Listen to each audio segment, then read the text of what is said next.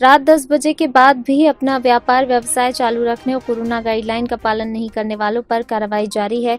इसी कड़ी में बुधवार रात सरवटे बस स्टैंड स्थित होटल गुरुकृपा सहित अन्य होटलों पर जिला प्रशासन और नगर निगम की टीम ने संयुक्त रूप से कार्रवाई की। बढ़ते कोरोना के मामलों को देखते हुए प्रदेश सरकार द्वारा रात 10 बजे तक व्यापार व्यवसाय चालू रखने की अनुमति है। तय समय के बाद व्यवसाय करने वालों पर कार्रवाई लगातार जारी रहेगी। इसी कड़ी में जिला प्रशासन की टीम ने सरवटे बस स्टैंड पर स्थित होटल गुरुकृपा होटल पर कार्रवाई करते हुए इसे सील किया। वहीं 2 गार्डनों पर चालानी कार्रवाई की।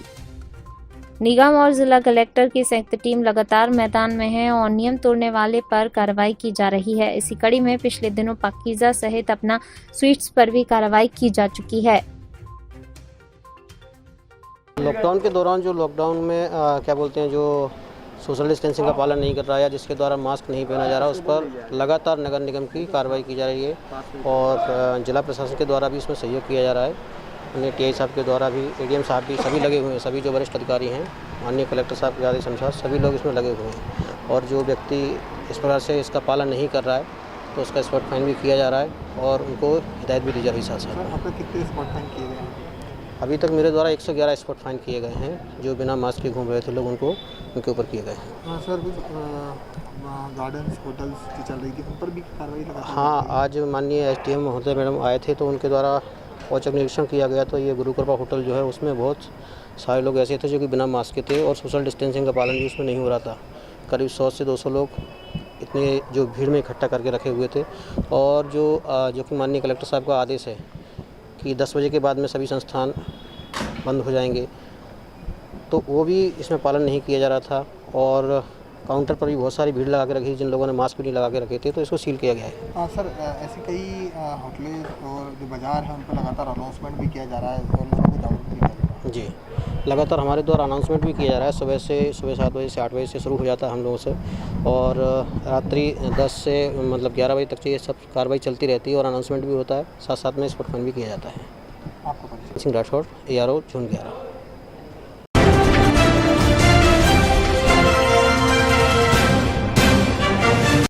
ममता दीदी पर करारा प्रहार करते हुए बोले नरोत्तम मिश्रा। दिग्विजय के साथ असंख्य कार्यकर्ता साथ खड़ा है। आपको बता दें, रात 1 बजे से 2 बजे के बीच कुछ अराजक तत्वों ने दिग्विजय के घर में फायरिंग की और धमकी दी। मध्य प्रदेश के गृह मंत्री दिग्विजय सिंह के घर पहुंचे और परिवारजनों को विश्वास दिलाया कि पूरा भाजपा परिवार आपके साथ खड़ा है। डॉक्टर मिश्रा बोले, मैं चेतावनी देना चाहता हूं माफिया और माफियाओं के सरगना को कि तुम्हारी समय सीमा सिर्फ 2 मई तक है, उसके बाद तुम सब जेल में होगे। चेतावनी देते हुए बोले डॉक्टर मिश्रा, भ्रम में मत रहो कि कहीं छिप जाओगे, पाताल से भी खोद कर निकालेंगे। तुम्हारी बौखलाहट बताती है निर्ममता दीदी जाने वाली और मैं तो पहले से ही बोलता आया हूँ। 2 मई दीदी गई। शायराना अंदाज में बोले, शेर के बच्चे अगर सियारों से दहशत खाएंगे, सोचिएगा फिर वह कैसे जंगल में रह पाएंगे। डॉक्टर नरोत्तम मिश्रा की कलेक्टर और एसपी को भी चेतावनी। नरोत्तम मिश्रा ने कहा कि अगर कलेक्टर और एसपी टीएमसी के कार्यकर्ता की भूमिका में कार्य करेंगे तो उनके लिए अच्छा नहीं होगा। सरकारें आती और जाती, ये अपने कर्तव्यों का सही तरीके से निर्वहन करें। भाजपा के कार्यकर्ता धमकियों से डरने वाला नहीं है। भाजपा का एक कार्यकर्ता अब चौगनी मजबूती के साथ खड़ा है। इस तरीके की घटनाएं साबित करती है निर्ममता दीदी आपकी विदाई का वक्त हो चला है।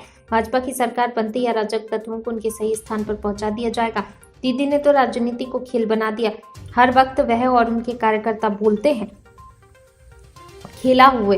अरे हमारे प्रधानमंत्री नरेंद्र मोदी जी बोलते हैं कि विकास होवे, रोजगार होवे, माफिया राज खत्म होवे, किसानों का सम्मान होवे। हमारी नियत साफ है, हम सिर्फ बंगाल के विकास के लिए आए हैं। गलतफहमी में न रहे टीएमसी। गृह मंत्री अमित शाह जी की पैनी नजर है पूरे पश्चिम बंगाल में। दीदी, ये पंचायत चुनाव नहीं है कि आप मनमानी करो। सीआरपीएफ की निगरानी में पूरा चुनाव होगा।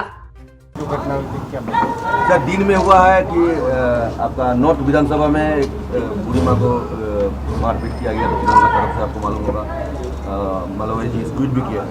उसके बाद फिर रात में एक गोली का कांड हुआ। इस तरह का माने यहाँ होने लगा है पश्चिम बर्धमान जिला में जो। हाँ भैया, देखिए, ये जो तृणमूल के गुंडे हैं, आपराधिक प्रवृत्ति के लोग हैं, माफिया और माफियाओं के सरगना बौखलाहट में है।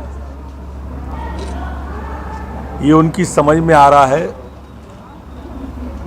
कि दीदी जा रही है 2 मई तो दी गई, ये मुहावरा सबकी जबान पे है। और बौखलाहट में वो भारतीय जनता पार्टी के कार्यकर्ताओं को डराने की, धमकाने की कोशिश कर रहे हैं। मैं आप सब मीडिया के प्रबुद्ध जन हैं,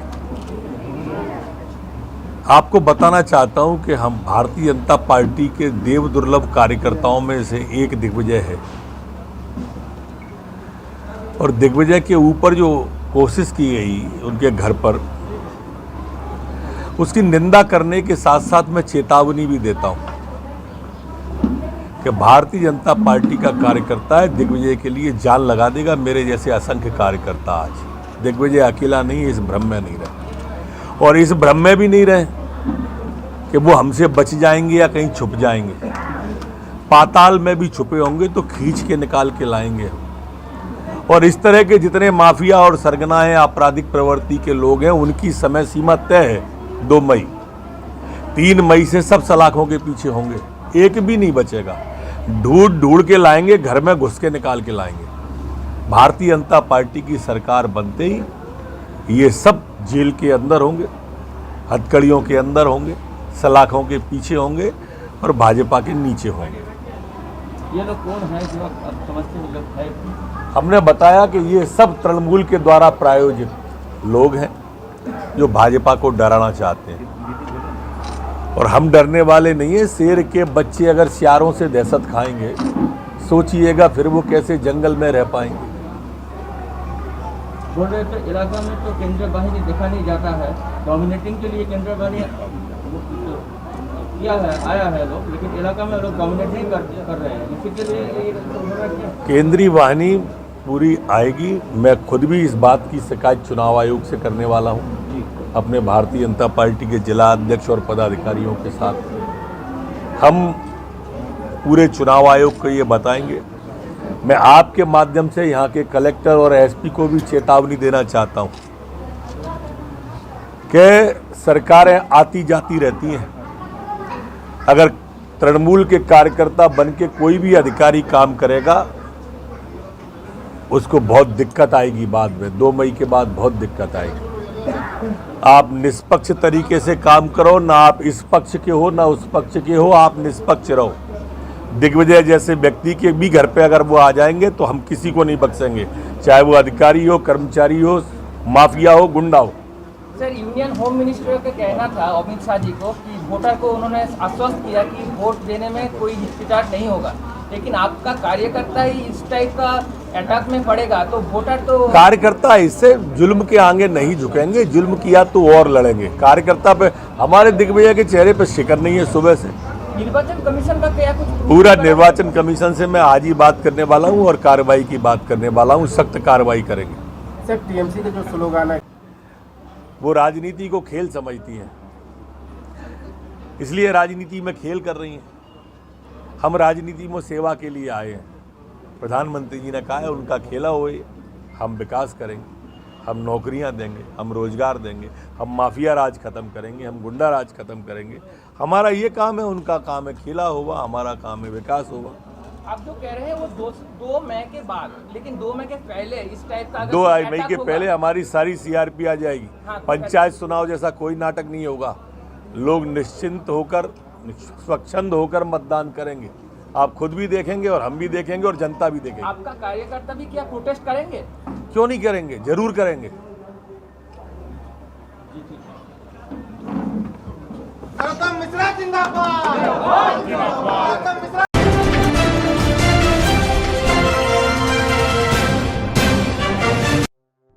इंदौर में सड़क हादसे लगातार बढ़ते जा रहे हैं। ऐसा मामला इंदौर के पिपलियाहाना ग्राम में सामने आया, जहां नगर निगम की लापरवाही से एक रेती से भरा ट्रक पलट गया। हालांकि इस हादसे में कोई जनहानि नहीं हुई, लेकिन नगर निगम की एक बड़ी लापरवाही सामने आई है।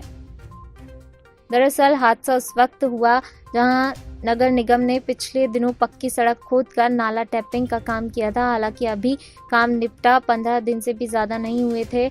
नगर निगम को सड़क के बदले सड़क बनाकर देनी थी, लेकिन नगर निगम द्वारा यहां सड़क पर काम पूरा होने के बाद सीमेंट के ब्लॉक लगा दिए गए। वहीं ब्लॉक के नीचे सीमेंट करना था वह भी नहीं की, उसकी जगह चूरी डालकर ब्लॉक बिछा के काम की इतिश्री कर ली, जिसका खामियाजा आज सामने आया, जिसमें गुणवत्ता का माल नहीं होने से पूर्व ब्लॉक जमीन में धंस गए, जिसका नतीजा यह हुआ कि वहां ट्रक पलट गया। अचानक हुए हादसे से ग्राम वासियों में काफी रोष है। वहीं अब निगम कर्मचारियों को कोस रहे हैं जिन्होंने ये घटिया निर्माण किया है। सर बताइए किस तरह की घटना है और एक घटना को लेकर क्या कहना चाहते हैं इस रोड को लेकर? सर रोड को लेके तो ये कहना चाहता हूँ काफ़ी मतलब किस तरीके से काम होना चाहिए था उस तरीके से काम हुआ नहीं। हम लोगों को वैसे भी पहले कोई समस्या थी नहीं ड्रेनेज वगैरह की, उसके बावजूद ये रोड बनी है, उसमें ब्लॉक लगाया गया है, तो ब्लॉक का लेवल ऐसा लगाया गया है। देखिए आपके सामने हादसा हुआ, मोस्टली हम लोग वहीं बैठे रहते हैं, हम लोग भी वहीं बैठते हैं ज़्यादातर। अब वो ट्रक आया और ऐसे कैसे ही गिर गया। अब सोचिए कि तो मतलब वो जरा से में चेम्बर ऐसा डाउन हो गया, तो अभी तो अब पहले ही अभी 10-20 दिन पहले ही काम हुआ, तो फिर आगे कैसे चलेगा फिर ऐसा।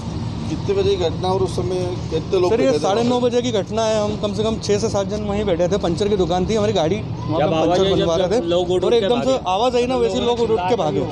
हमारी 4 व्हीलर भी बचते बचते बच गई, एक गाड़ी हमारी एक्स्ट्रा यहाँ खड़ी थी वो भी दबते दबते बच गई। वो तो किस्मत थी कि मतलब बड़ा हादसा होते हुए टल गया बस।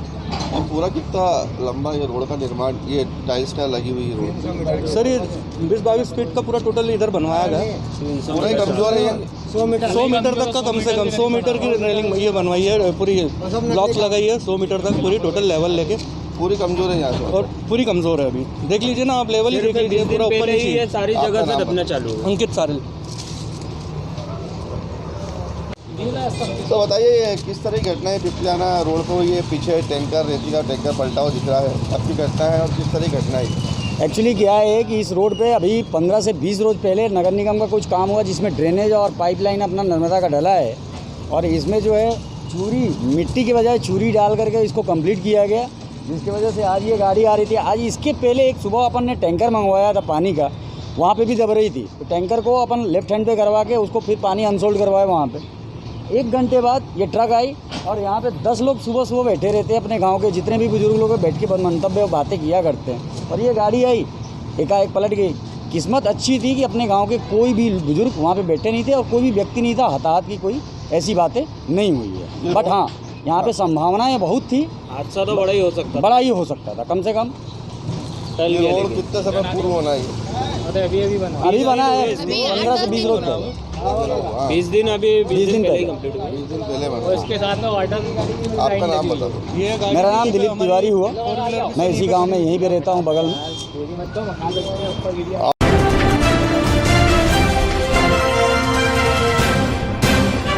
बानमोड़ पुलिस थाना परिसर में समिति की एक बैठक का आयोजन किया गया, जिसमें Banmore police SDOP doctor Arvind Singh Thakur और प्रभारी टीआई संतोष यादव, तहसीलदार रत्नेश शर्मा, पटवारी सुनील शर्मा, सीएमओ सियाराम शरण यादव सहित बानमोड़ कस्बे के गणमान्य नागरिक उपस्थित थे। बैठक में अधिकारियों द्वारा सभी से होली का त्योहार घर पर ही मनाने की अपील की। उन्होंने कहा कि डीजे पर प्रतिबंध है, कोई भी डीजे ना बजाए, अपने घर पर ही होली मनाएं।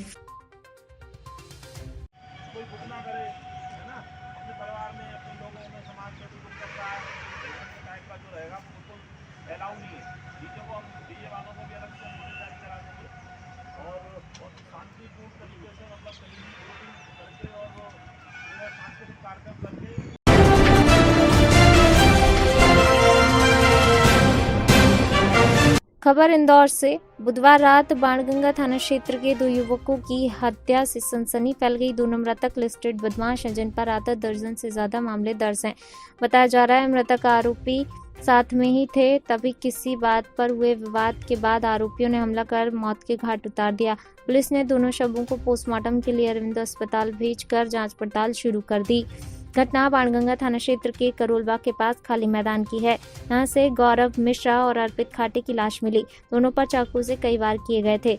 दरअसल मृतक गौरव मिश्रा और अर्पित खाटे दोनों लिस्टेड बदमाश हैं, जिन पर आधा दर्जन मामले दर्ज हैं। बताया जा रहा है आरोपियों की संख्या 3 से 4 थी, जो साथ में ही थे। फिर किसी बात पर हुए विवाद के बाद उन्होंने चाकू से हमला कर दिया। मृतक अर्पित तो बचने के लिए करीब 200 मीटर तक भागा भी, लेकिन बच नहीं पाया। घटना की जानकारी मिलते ही एसपी आशुतोष बागरी सहित जिलाधिकारी मौके पर पहुंचे। मामले में पुलिस ने दोनों शवों को पोस्टमार्टम के लिए अरविंद अस्पताल भेजकर आरोपी की तलाश शुरू कर दी। इंदौर में लगातार एक ही दिन में 3 हत्याएं हो चुकी हैं। जी सर, आज ये हत्या का थाना खजाना क्षेत्र में एक हत्या का अपराध कारित हुआ था, जिसमें कि मृतक को जो है आरोपियों ने गुप्ती से मारा था। और हत्या का जो मुख्य कारण था वो दीवार पर जो नाम लिखते हैं, उसमें ये लोग अपनी दीवार का निर्माण करते हैं और उसमें नाम किसी और व्यक्ति ने लिख दिया था अपना, जिससे कि उसका विज्ञापन हो सके। प्रचार प्रसार की बात को लेकर इनका झगड़ा हुआ और उसमें जो है मुख्य आरोपी गणेश है और उसके साथ अन्य साथी भी उसके, उनमें पुलिस ने 4 लोगों को गिरफ्तार भी किया है। इन लोगों के द्वारा मृतक की हत्या की है गुप्ती मारकर, और पुलिस ने उनको गिरफ्तार किया है और शेष अन्य आरोपी की तलाश कर रहे हैं। अभी 5-6 लोगों का नाम आ रहा है और जो मुख्य थे उनको पुलिस ने गिरफ्तार कर लिया है। नहीं मिला ना? क्या इन्वेस्टिगेशन सामने आया? थाना बाड़ंगा क्षेत्र में भी कुछ समय पहले सूचना प्राप्त हुई थी।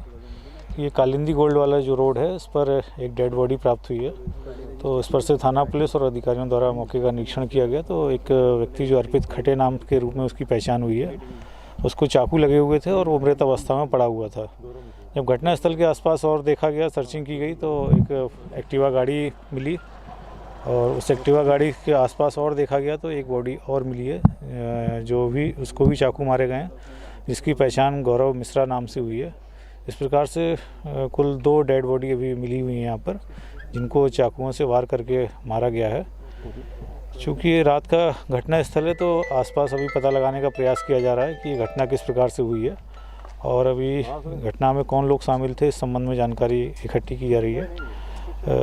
और ये घटना किन लोगों के द्वारा की गई, इसके संबंध में क्या लग रहा है? पार्टी वार्टी करने आए थे, कुछ आपसी विवाद हुआ हो, ऐसा कुछ प्रतीत हो रहा है, या फिर कोई पुरानी रंजिश है? अभी तक घटना स्थल पे जैसा देखा गया, इसके आधार पर ऐसा लगता है कि इनके साथ कुछ और अन्य लोग भी रहे होंगे और तात्कालिक रूप से किसी चीज़ को लेकर कोई विवाद हुआ है, जिसके कारण से घटना घटित हुई है।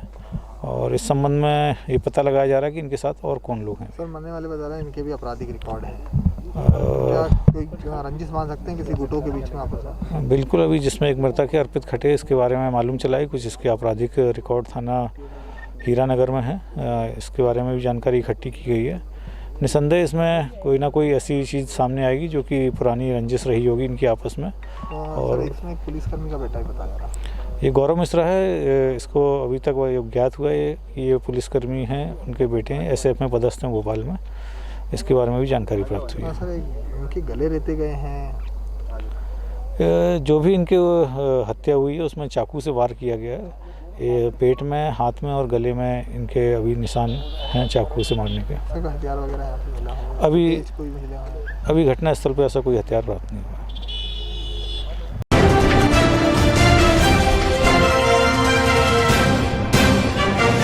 माननीय मुख्यमंत्री योगी आदित्यनाथ जी की कमलापुर विद्या ज्ञान स्कूल में विश्व क्षय रोग दिवस का उद्घाटन किया। आज माननीय मुख्यमंत्री योगी आदित्यनाथ कमलापुर सुरेश शास्त्री विद्यालय विद्याधर में विश्व क्षय रोग दिवस का शुभारंभ किया। योगी आदित्यनाथ ने 21 जनसेवा बेरवा हाउस का शुभारंभ किया और कहा, बेचे टीवी बीमारी को हम सभी को मिलकर देश से दूर भगाना है।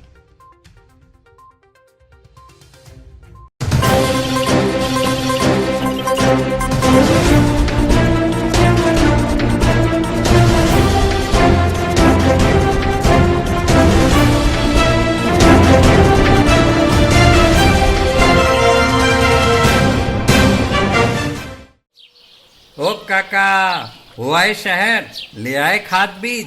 भाई लेके तो आया हूँ, पर क्या कहूँ, महंगाई इतनी हो गई है कि समझ में नहीं आता है कि खेती करे कैसे। फसल भी अच्छी नहीं होती है, ये दवाइयाँ नहीं डालूँ तो कर्जा करके लाओ, कैसे भी लाओ, लाना तो पड़ेगा ही। और ये दवाई की दुकान का कर्जा तो ख़त्म होने का नाम नहीं लेता। लाना तो मुझे भी है, पर सब कुछ इतना महंगा है, कहाँ से लाऊं, किससे खरीदूं, किसके पास सही दामों में मिलेगा और क्वालिटी उत्पाद भी मिलेगा या नहीं। अपनी फसलों की सही दवाओं के लिए दूर दूर तक शहरों में जाना और दवाओं को लाना पड़ता है। फसलों के लिए दवाएं सही है या नहीं, ये जानकारी भी नहीं होती। फसलों की कटाई पर सही दाम मिलेंगे या नहीं, इन तमाम मुश्किलों से दूर होने के लिए आइए खेती बाड़ी केंद्र। खेती बाड़ी केंद्र एक ऑनलाइन सेवा केंद्र है, जिससे आप अपने मोबाइल के द्वारा जुड़ सकते हैं, जहां आपको अपनी खेती के लिए सही प्रकार की दवाएं मिलेंगी, वो भी होलसेल मूल्य पर। वो सभी दवाएं सीधा निर्माता से लेकर आप तक पहुंचाते हैं। यानी कि बीच में होने वाले सारे खर्च की बचत आपकी जेब में, साथ ही साथ दवाओं को लाने और ले जाने की झंझट से भी छुटकारा। अपनी मुश्किलों को दूर करने के लिए आप खेती बाड़ी केंद्र पर एक मिस कॉल करें। खेती बाड़ी केंद्र का किसान मित्र आपसे तुरंत संपर्क करेगा और आपको सभी जरूरी जानकारी देगा। खेती बाड़ी केंद्र की फ्रेंचाइजी लेकर खेती बाड़ी मित्र बनिए और किसानों की सेवा कर देश की तरक्की में भागीदार बने। आज ही संपर्क करें नीचे दिए गए नंबर पर और खेती बाड़ी केंद्र से जुड़े। ये है खेती बाड़ी केंद्र ऐप। अच्छा, किसानों की सरदारी, उन्नत खेती बाड़ी। खेती बाड़ी केंद्र, देश के अन्नदाता की दुकान।